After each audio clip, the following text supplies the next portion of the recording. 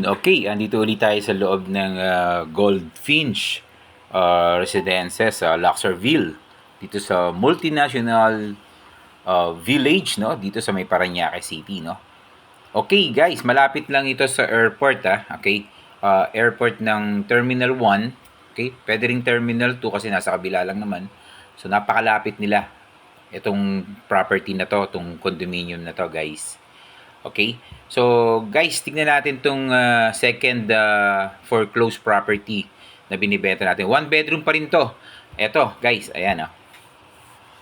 Okay, napakaganda pa, no? Kasi, ano pa siya, yung intact din yung kanyang pintura.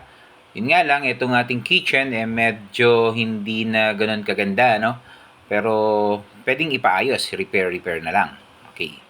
Then, itong ating CR. Isa lang ang CR nito, guys, hindi katulad dun sa una nating binibenta, dalawang toilet and bath. Dito, isa lang.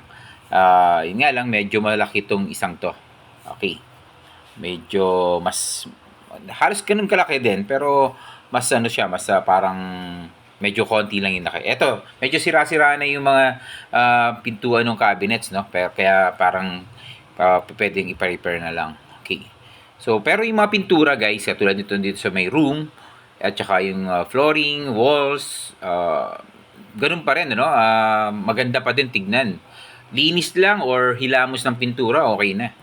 Okay, guys, ang floor area nito, okay, ay 32.80 square meters. Medyo maliit lang, no? Hindi katulad ng kabila, 34. Ito 32.80 square meters. At medyo mas mura to. Okay. Ang total contract price nito ay 2,460,000. 2,460,000. Okay.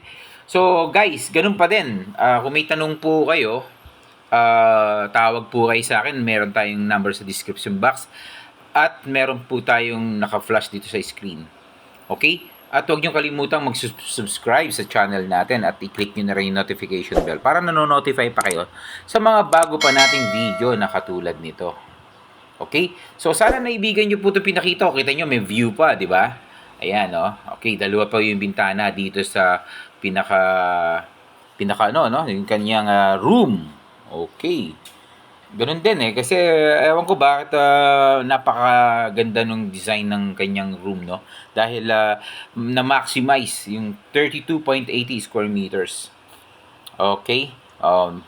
So, guys, marami pong salamat sa panunood nyo. Hanggang sa muli po. Bye!